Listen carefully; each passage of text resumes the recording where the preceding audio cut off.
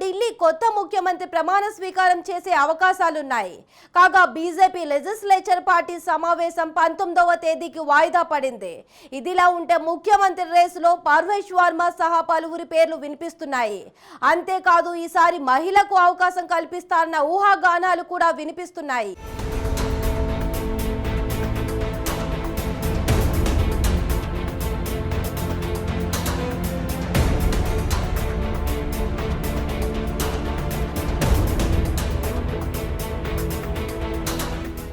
ఢిల్లీ కొత్త ముఖ్యమంత్రి ఎవరన్న దానిపై ఉత్కంఠ ఇంకా కొనసాగుతోంది.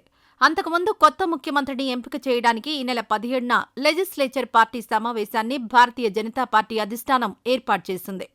అయితే చివరిలో ఈ లెజిస్లేచర్ పార్టీ సమావేశం 19కి వాయిదా వేశారు. అలాగే 20న కొత్త ముఖ్యమంత్రి ప్రమాణ స్వీకారం ఉంటుందని పార్టీ వర్గాలు వెల్లడించాయి. అంతేకాదు ఈసారి ఢిల్లీకి 2 ఉప ముఖ్యమంత్రులు కూడా ఉంటారన్నది సమాచారం. వాస్తవానికి ఢిల్లీ అసెంబ్లీకి ఈ నెల 5వ తేదీన ఎన్నికలు జరిగాయి. 8వ తేదీన ఫలితాలు వెల్లడయ్యాయి. మొత్తం 70 నియోజకవర్గాల్లో 48 నియోజకవర్గాలను భారతీయ జనతా పార్టీ గెలుచుకుంది.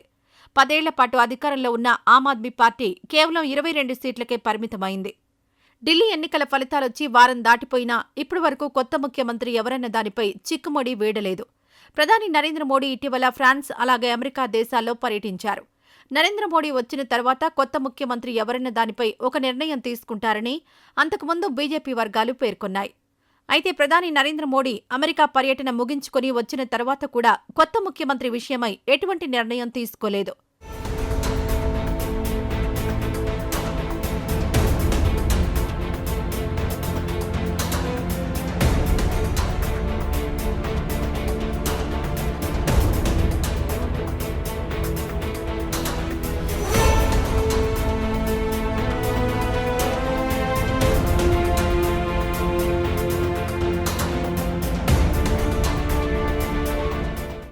కాగా ఈసారి ముఖ్యమంత్రి విషయంలో అందరినీ ఆశ్చర్యపరిచే నిర్ణయాన్ని ప్రధాని నరేంద్ర మోడీ తీసుకుంటారని అందరూ భావిస్తున్నారు. తొలిసారి అసెంబ్లీకి ఎన్నికైన వారిని కూడా ముఖ్యమంత్రిగా ఎంపిక చేసే అవకాశాలున్నాయంటున్నారు రాజకీయ పరిశీలకులు. దాదాపు ఏడాది కిందట రాజస్థాన్కు ముఖ్యమంత్రిగా ఎంపిక చేసిన భజన్లాల్ శర్మ తొలిసారి ఎమ్మెల్యే అయిన విషయాన్ని ఈ సందర్భంగా రాజకీయ పరిశీలకులు గుర్తు చేస్తున్నారు. ఇదిలా ఉంటే ఢిల్లీ ముఖ్యమంత్రి అభ్యర్థి రేసులో పలువురి పేర్లు వినిపిస్తున్నాయి.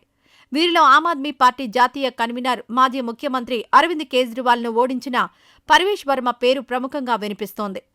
తాజా ఎన్నికల్లో న్యూఢిల్లీ సెగ్మెంట్ నుంచి పర్వేష్ వర్మ పోటీ చేసి గెలుపొందారు. కాగా పర్వేష్ వర్మ కుటుంబానికి బీజేపీతో అనుబంధం ఉంది. పర్వేష్ వర్మ తండ్రి సాహిబ్ సింగ్ వర్మ గతంలో బీజేపీ తరపున ఢిల్లీ ముఖ్యమంత్రిగా పనిచేశారు. అంతేకాదు ఉత్తర భారతదేశంలో రాజకీయంగా బలమైన జాట్ సామాజిక వర్గానికి చెందిన నేత పర్వేష్ వర్మ. అలాగే సతీష్ ఉపాధ్యాయ, విజయేందర్ గుప్తా, ఆశిష్ సూద్, పవన్ శర్మ వంటి పలువురి పేర్లు కూడా గట్టిగా వినిపిస్తున్నాయి. ఇదిలా ఉంటే ఈసారి ఢిల్లీకి మహిళా ముఖ్యమంత్రిని ప్రధాని నరేంద్ర మోడీ ఎంపిక చేస్తారన్న ప్రచారం రాజకీయ వర్గాల్లో జోరుగా సాగుతోంది. ఈసారి ఎన్నికల్లో 4 మహిళలు బీజేపీ తరపున శాసనసభకు ఎన్నికయ్యారు. వీరిలో ఒకరి మెడలో జయమాల పడ్డం ఖాయమంటున్నారు రాజకీయ పరిశీలకులు. ఇందులో ప్రధానంగా వినిపిస్తున్న పేరు నీలం పెహల్వాన్. ఈమె నజాఫ్గఢ్ నుంచి తొలిసారి అసెంబ్లీకి ఎన్నికయ్యారు. ఇక రేఖా గుప్తా పేరు కూడా ప్రముఖంగా వినిపిస్తోంది. షాలిమార్ బాగ్ సెగ్మెంట్ నుంచి రేఖా గుప్తా విజయం సాధించారు.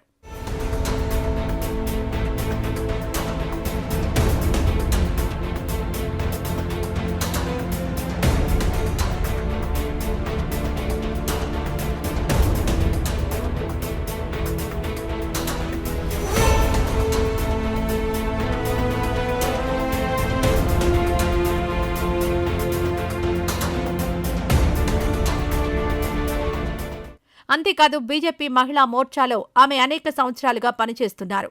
రేస్లో వినిపిస్తున్న మరో పేరు పూనం శర్మ. తాజా ఎన్నికల్లో వజీర్పూర్ నియోజకవర్గం నుంచి పూనం శర్మ గెలుపొందారు. ఇక రేస్లో వినిపిస్తున్న చివరి పేరు షీకారాయ్. తాజా ఎన్నికల్లో గ్రేటర్ కైలాష్ నియోజకవర్గం నుంచి ఆమ్ ఆద్మీ పార్టీ సీనియర్ నేత సౌరభ్ భరద్వాజ్ను ఓడించి షీకారాయ్ అందరి దృష్టిని ఆకట్టుకున్నారు. కాగా న్యూఢిల్లీ రైల్వే స్టేషన్లో తొక్కిసలాట నేపథ్యంలో రైల్వే మంత్రిత్వ శాఖ కీలక నిర్ణయం తీసుకుంది. రైల్వే స్టేషన్లలో రద్దీ నియంత్రణ కోసం ప్రత్యేకంగా హోల్డింగ్ జోన్స్ను ఏర్పాటు చేయడానికి సదరు మంత్రిత్వ శాఖ నిర్ణయం తీసుకున్నట్టు తెలుస్తోంది. ఈ నెల 15న న్యూఢిల్లీ రైల్వే స్టేషన్లో జరిగిన తొక్కిసలాటలో 18 మంది చనిపోయిన సంగతి తెలిసిందే. ప్రయాగ్రాజ్ పేరుతో 2 రైళ్లు ఉండడం, ఒకేసారి 2 రైళ్లు వస్తున్నట్లు అనౌన్స్మెంట్ రావడంతో ప్రయాణికులు కన్ఫ్యూజ్ కావడంతో పెద్ద ఎత్తున తొక్కిసలాట జరిగింది. దీంతో దేశవ్యాప్తంగా అత్యధిక ట్రాఫిక్ ఉండే 60 రైల్వే స్టేషన్లలో ప్రయాణికుల రద్దీని నియంత్రించడానికి శాశ్వత హోల్డింగ్ జోన్స్ను ఏర్పాటుకు రైల్వే మంత్రిత్వ శాఖ సన్నద్ధమవుతోంది. అలాగే ఈ హోల్డింగ్ జోన్స్ వద్ద ప్రయాణికులు వెళ్లడానికి వీలుగా ప్రత్యేక గుర్తులు కూడా ఏర్పాటు చేస్తారు.